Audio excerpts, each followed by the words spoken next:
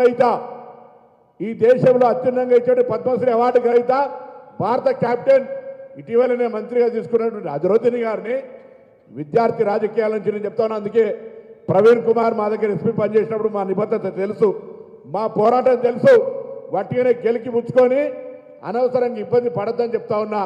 కేటీఆర్ గారు కూడా మా శాసనసభ్యుడు, మీకు కూడా తెలుసు సోదరా, అనవసరంగా ఎవడు ఏదో సమాచారం ఇస్తే గతంలో 10 ఏళ్ళు చేసిన కాంట్రాక్టరు ఆ నోటికాడి కూడు వేయిందని, అక్రమ సంపాదన వేయిందని తప్పుడు సమాచారం చేయవలసి మాట్లాడకండి.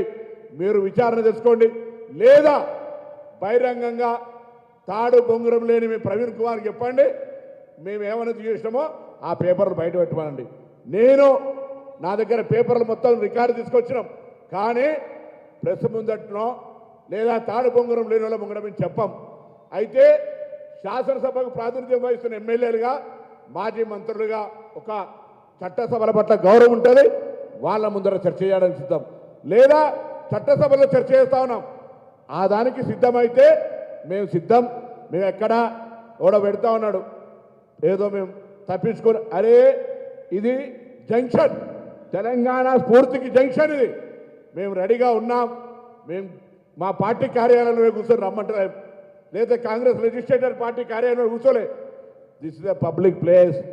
మేము ప్రెస్ క్లబ్ కూడా రావడానికి సిద్ధంగా ఉన్నాం, కానీ ఎవరితోటి పడితే అంతో చర్చకు సిద్ధం లేము. ఎవరికి పడితే దానికి జవాబు చెప్పడానికి రాజ్యాంగం మీద ప్రమాణం చేయలే. నాకు తెలిసిన, నాకున్న సమాచారాన్ని ఎవరితో పడితే అంతో షేర్ చేసుకోవద్దని ప్రమాణం చేసిన శాసనసభ్యులతోటి, మాజీ మంత్రులుగా ఉన్నటువంటి ప్రస్తుత శాసనసభ్యులతోటి శాసనసభలో కానీ ఎక్కడైనా చర్చ చేయడానికి సిద్ధం.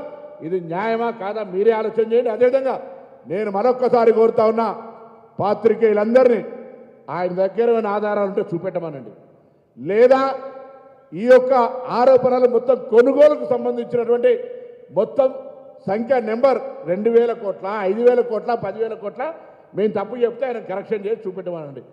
టెండర్ ప్రక్రియలో మఫతులాలు వచ్చిందా, ఇంకో దఫతులాలు వచ్చిందా, నాకేం సంబంధం, నేను గద్ద దాకా చూస్తామా? టెండర్లకు సంబంధించి అధికారులకు సంబంధించి పారదర్శకంగా ఉందా లేదా అనేది నాకు ముఖ్యం. టెండర్ల ప్రక్రియ పారదర్శకంగా బరాబరుగా ఉన్నది. అయినా వీళ్ళందరూ ప్రవీణ్ కుమారో, హరీష్ రావు, కేటీఆర్ మాట్లాడుతూ ఉంటే నేను పెద్ద ఆయన చంద్రశేఖరరావు గారిని కోరుతా ఉన్నా, ఒక్కసారి వీళ్ళని అదుపులో పెట్టుకోరు, లేకపోతే మీకు చెడ్డ పేరు వస్తుంది. మీరు రావాలంటారు వీళ్ళు. ఇగో ఇటువంటి అన్ని దగులుబాజీ మాటలు మాట్లాడుతూ ఉన్నారు ఇలా.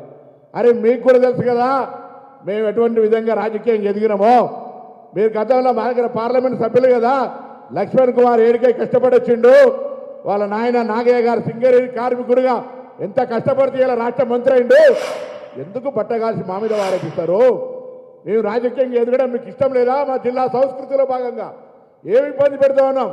ఎక్కడైనా మేము మళ్ళీ చెప్తా ఉన్నాం, మేము అవినీతి చేసినట్టు నిరూపిస్తే నీ దగ్గర ఏ ఆధారం ఉన్నా, నిన్న లక్ష్మణ్ కుమార్ చెప్పినట్టుగా మేము గతంలో కూడా కరీంనగర్లో కానీ ఇతర సందర్భాల్లో చెప్పినాం, మీ ముగ్గురం ఇక్కడనే ముక్కు నేలకు రాసి మా యొక్క రాజీనామాలు ఇస్తాం, లేకపోతే మీరేం చేస్తారో చెప్పండి. ఛాలెంజ్ చేస్తా ఉన్నాం. ఊరికే ఎవ్వడు పడతాడు, ఏది పడతాడు కోనికిసుకగానే మాట్లాడితే రోజు జవాబు చెప్పాం. ఇది లాస్ట్ ప్రెస్ కాన్ఫరెన్స్. వస్తే శాసనసభకు రండి, లేదా ప్రెస్ క్లబ్కు రండి. మంత్రులుగా, శాసనసభ్యులుగా, మాజీ మంత్రులుగా ఇప్పుడు శాసనసభ్యులు రండి, టైం చెప్పండి, బరాబర్ మేము వస్తాం. దీనికి ఫర్దర్ డిస్కషన్ లేదు. మీ దగ్గర ఏం ఆధారం ఉంటే అది పత్రికలకు ఇవ్వండి, ఎందుకంటే మీరు తాడు బొంగరం లేదు. మేము రాజ్యాంగం మీద ప్రమాణం చేసినాం. అంతకంటే ఎక్కువ చర్చ, ఎక్కువ వీళ్ళ గురించి పూర్తిగా దగులుబాజీ లెక్కలు ఉన్నటువంటి వాళ్ళ కోసం ఇంతకంటే ఎక్కువ మాట్లాడితే మంచిది కాదు. కాబట్టి మరొకసారి తెలియజేస్తా ఉన్నాం, మేము ప్రజాపాలన ప్రభుత్వంలో పేదలకు న్యాయం జరగాలని కాస్మెటిక్ ఛార్జ్ పెంచినాం, మెస్ ఛార్జీలు వాళ్ళకు ఉండేటువంటి డైట్ ఛార్జీలు పెంచినాం. పారదర్శకంగా మా యొక్క ఆలోచన మేరకు ఉప ముఖ్యమంత్రి గారు గ్రీన్ ఛానల్ ద్వారా పేమెంట్ చేస్తారు. మీరు పెట్టిన బకాయిలతో సహా మహాత్మా జ్యోతిబా పూలే 327 హాస్టల్ ఉంటే 301 ప్రైవేటు బంగ్లాలు ఉన్నాయి. మీరు ఇచ్చినటువంటి పటాతో పంకు ఎవరు టీఆర్ఎస్ నాయకులు బంగ్లా ఉంటే ఆడ స్కూల్ శాంక్షన్ చేసి అరకొర వసతులతోటి పోల్ట్రీ ఫారాలను పెట్టినారు. ఇవాళ మేము ఇంటిగ్రేటెడ్ పక్కా బంగ్లాలు కడతా ఉన్నాం. వాళ్ళ సంక్షేమం మేము ఆడికే వచ్చినాం. మేము ఎస్సీ ఎస్టీ బీసీలుగా ఎదిగినాం. వాళ్ళ సంక్షేమం మా బాధ్యత. వాళ్ళు ఇచ్చే దాంట్లో నోటికాడ రక్తం కూడి తినేంత నీచ స్థాయికి దిగజారలే. నువ్వేమైనా గతంలో ఆ యొక్క సోషల్ వెల్ఫేర్ ఆఫీసర్ ఉండి నువ్వేమైనా తిన్నావు కావచ్చు, ఆ అలవాటు కొద్దీ ఏమైనా ఆలోచన చేస్తుండొచ్చు. మళ్ళొక్కసారి చెప్తున్నా, ఒళ్ళు నాలుక అన్ని దగ్గర పెట్టుకొని మాట్లాడేది ఇక్కడ తెలంగాణ ఉద్యమకారులుగా, బలహీన వర్గాల బిడ్డలుగా, భూమి మీదకే మొదటి తరం రాజకీయ నాయకులు ఎదిగిన వాళ్ళం. ఏది పడితే ఎవరు పడితే అది మాట్లాడితే జాగ్రత్త అనే మాట కూడా ఈ సందర్భంగా మనం చేస్తూ మేము మళ్ళీ చెప్తా ఉన్నాం, మేము పెరిగి పందలం కాదు, చర్చ నుంచి పారిపోతాం.